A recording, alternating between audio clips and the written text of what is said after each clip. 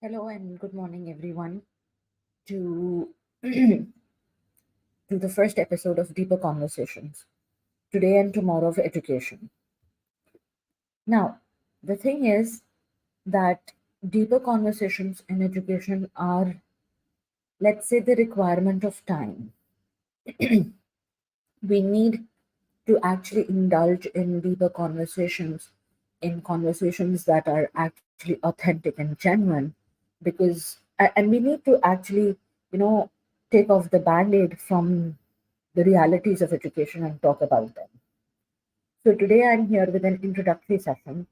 My name is Vajiha Zanir, and I often have these type of controversial conversations, discussions. Um, they revolve around the future for education. They revolve around uh, unchanging mindsets. They revolve around um, rigidity, leadership. It can be anything that is a concern or that can be a concern for education. Now, why do I do that? Is because education is a passion for me.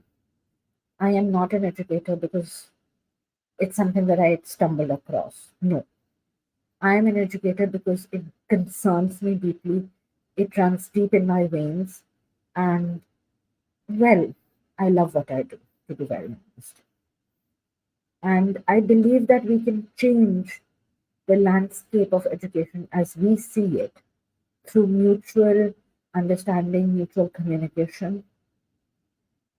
So today I'm just going to discuss few key factors, and then that's from where we're going to take our conversation forward. Now, some of these are essential questions that I have asked myself.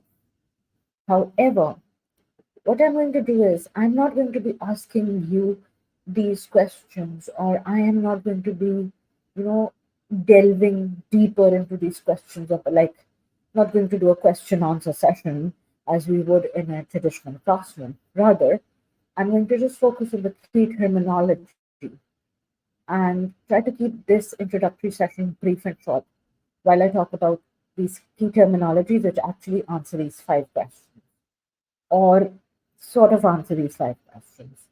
And then from there we're going to take the conversation forward step by step and build on these deeper conversations. We might have a guest sometimes, but mostly for deeper conversations, the today and tomorrow of education, it's just going to be me, Vajiha, discussing my ideas or sharing my learning with you all. So do go like, subscribe my channel on YouTube, which is Teach with Vajiha. It's packed with informational videos. It's packed with videos and sessions that you can actually utilize very practically in your classrooms. Okay, so we're going to be talking about emerging technologies. Now, if you live in a developed country, you already know what emerging technologies are. Now, AI is the in thing today. Okay, AI, or what we call artificial intelligence, automation.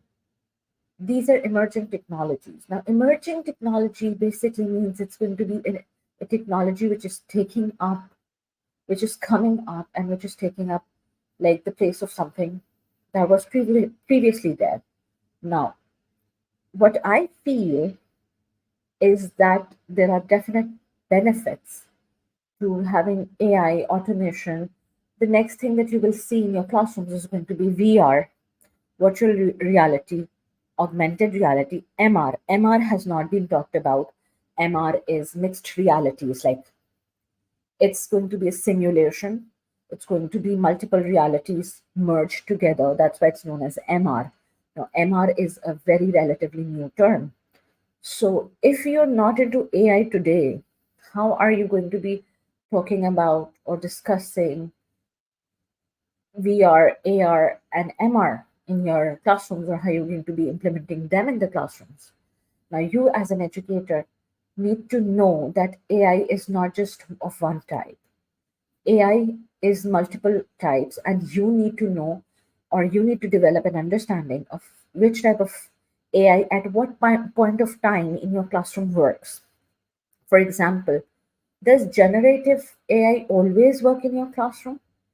I don't believe that is going to be the case, because apart from generative AI, which is just prompting and like sort of which is just basically prompting, it's how we plan lessons, and it's how we sort of give instructions to our AI models and generate content. But what about predictive AI? Uh, Predictive AI or adaptive AI are very powerful tools as well. How are they going to help you out in the classrooms? Do you even know about such models or such apps which are like using predictive and adaptive AI technology or not? Now, most of the things that you do, whether it's using ChatGPT in the classroom or whether you're using Gemini or whatever, most of these tools that you're using in your lesson planning, in curating choice boards, differentiation activities, these are generative types. But a predictive AI model can actually help you predict your students' outcomes before or during the lesson and help you. Whereas an adaptive predictive AI is going to help you adapt the lesson or according to the needs of the child, which is like more individualized learning, as we call it. I think I have covered emerging technologies, AI, automation in one go. Now let's talk about the digital divide, because in countries such as which are developed, it's way easier to get access because you have the resources, the economic resources, and you also have the social acceptance. But in countries that are developing now, okay, or that are still developing, and you might find a very big breach, a very big social economic breach between the affordability factor of having being able to adopt such digital technologies in your or emerging technologies in your classrooms or in your schools. Well, that doesn't have to stop you from adopting these technologies, because I can name so many organizations, I can name so many um, support platforms that are actually helping organizations, schools which are not able to socioeconomically support their technology or their digital advancement through different different programs. Let me name them for you. Now, I, for example, use an application which is free for all teachers. It is called as Bodle.com. Okay, so it's a gamified application. You can have the laptop version. You can also have have an app version for kids. Okay, and it gamifies math and English for you. It's free for teachers to build their classrooms with unlimited students. It provides wonderful back-end analysis. I love those analysis because they help me predict where my student stands at this point. Next, we have Explore Learning, offering you a lot of you know, you can say support financially. Like if you opt for their programs and you do write then an email or you do connect with Explore Learning for Gizmos, for Fracs, for Reflex, they will offer you a grant for a year. All they want to see is you implementing their programs holistically in the classroom, in your school, and help and sharing that data with them. So I don't think data sharing is such a big like is what is the requirement of time, because without data sharing we do not know like how and how and or where we are going. Now another one of these ventures, upcoming ventures, is the Canadian platform teachbuddy.ai. Teachbuddy.ai has just recently hit the market, and it's amazing. I am actually literally going through every aspect of TeachBuddy right now. And I mean, I'm looking at very small, minute aspects, and I'm talking to their team as well, and their team is open to so many, you know, it's open to feedback, it's open to innovation, it's open to listening to ideas. It's a wonderful platform. Opt for teachbuddy.ai. So that's there. So these are some of the platforms that you can use, and you can avail the opportunity for grants, for free accounts, whatever. So also, now let's talk about equity. Equity is not equality. Get the concept right. Equality means I give everyone the same thing. Like, for example, if I'm wearing red, then around me, everyone should be wearing red. That's equality. But equity talks about giving people, or about division of resources as per the need of time. This is where the role of governments and policymakers comes in. Um, I do know that in many countries, there's a lot of corruption going on, or there is a lot of controversy around how resources can be divided equitably. Well, let's not just focus on one aspect, that it should be governments and policy makers. You can develop private public partnerships. And I know I have worked with private public partnerships, PPPs as we call them, for equitable division of resources in schools, and it has worked out tremendously well. So you can opt for those options if you think that you're unable to, you know, develop your digital or your technology departments as well as you want to, or if you want to um, sort of overcome that digital divide that we just talked about. Now, moving ahead, yes, ethics plays a huge role in digital citizenship. Until and unless, now remember one thing, people my age, those of you watching these videos, are probably not digital natives. But apologies, undergoing a cough, a flu right now. However, when we talk about digital citizenship, you must remember that you are talking about a group of kids who are digital natives. They already know how technology runs. But what these kids do not know, or what these children, these learners do not know, is the ethics of how, when, where, what should be done. So it is our duty as educators, as adults, as parents, as teachers, as school leaders, to create this awareness of what digital ethics really means, and what digital citizenship, what role digital citizenship plays in actually, you know, creating a safe world, safe digital world around us.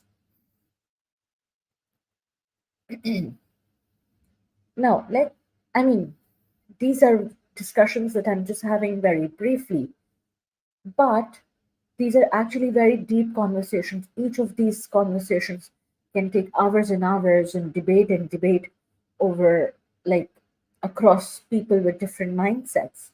But what I'm trying to do right now and right here is just bring that certain awareness, or just touch those topics that are going to be, that I'm going to be delving deeper into later in my videos, in deeper conversations, as I said.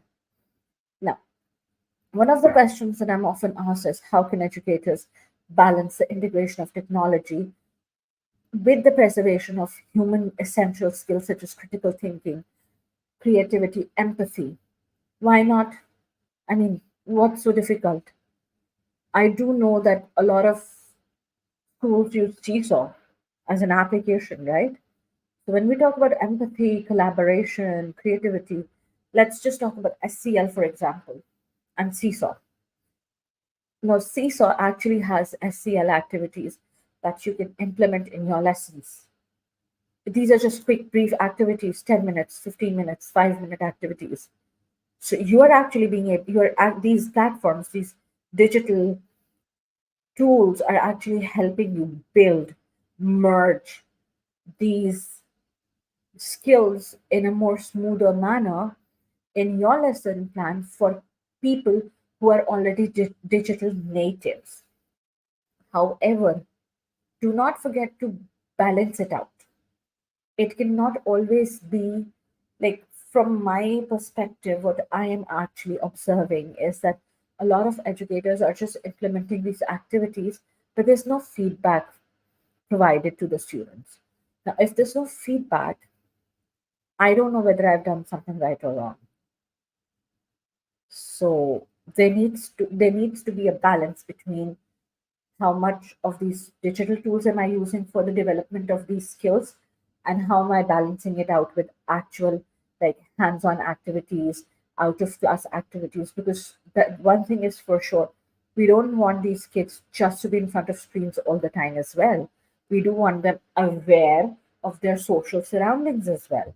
So that is where the teacher actually, I mean, let me say, school leaders, school middle leaders, teachers, and parents actually need to come together to work out how the curriculum, or how, like, the things are going to play out, and how you're going to balance your child's uh, time online or in the digital world, and actually pull them back into reality as well, because you do need to prepare them for the real world too, right? Okay.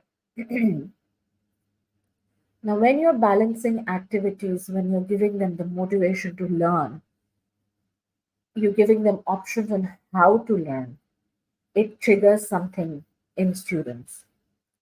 It triggers a passion for learning. I love maybe music while I'm learning, but if it's taken away from me, my learning can be affected. So, what should my teacher do? Now, if you trigger this passion, this by giving them multiple options for learning, by giving them individualized, tasks, which is made easier through the digital tools, or through different activities, by providing them choice boards, by providing them tiered assignments, etc., etc. What you're doing is you're triggering a love for learning, a passion for learning, and you're inculcating lifelong learning skills. Lifelong learning skill starts when the baby is not even born. What type of exposure is the mother having to the learning environment? Is she being exposed to the learning environment or not? And it continues from there. It continues from the first interaction that the child has with its parents. And then it moves forward. It moves to the bedtime stories that you read your children. Then it is continued in the classrooms with the attitude, approach, and relationship the child has with its teachers, and the teacher has with her content, or with his or her content, and how it is being delivered in the classrooms. So, lifelong learning is not just one person's responsibility, it is everyone's responsibility. Overall, what I'm talking about here is being able to develop the child and their skills in a manner that ultimately they are adaptive learners. Why? Because we don't know, with these emerging technologies, that whatever we are teaching today will be of use to the child tomorrow or not. But if we teach them to be adaptive learners, they can upgrade their skills very rapidly. We will not be leaving them in a lurch. So basically, it's not about us. It's not about us as individuals. It's about these learners. It's about this generation that has to go forward and take these challenges on. Among these challenges, I have just focused on the technological aspect, but there is there are other aspects as well. There's the global warming, there's the changing climate, there's a sustainability factor, running out of resources, all of these concerns that are actually that might not have affected us so much, but it's going to affect our future generations. Do we want to live in a dystopian world, or do we want to prepare our children, our learners, to be able to rebuild a better future? That is the aim of these talks. Leave down comments, drop down comments, give me your ideas, connect with me, and I will love to talk about more topics that concern you and that you want to hear about. We can have conversations. You can be here on my stream with me and you can discuss your concerns and your ideas for what the future of education should look like. Thank you for listening. Stay tuned. Do like, subscribe my YouTube channel and my LinkedIn, because on my LinkedIn profile you'll find a lot of effective articles that you can read, save, and put in use in your classrooms. This month's topic on my LinkedIn uh, newsletter is metacognition. Metacognition is another thing that I'm very passionate about, and that might just be the topic for my next video. So signing off now from this very brief session, it's Vajiha. Thank you for listening to me.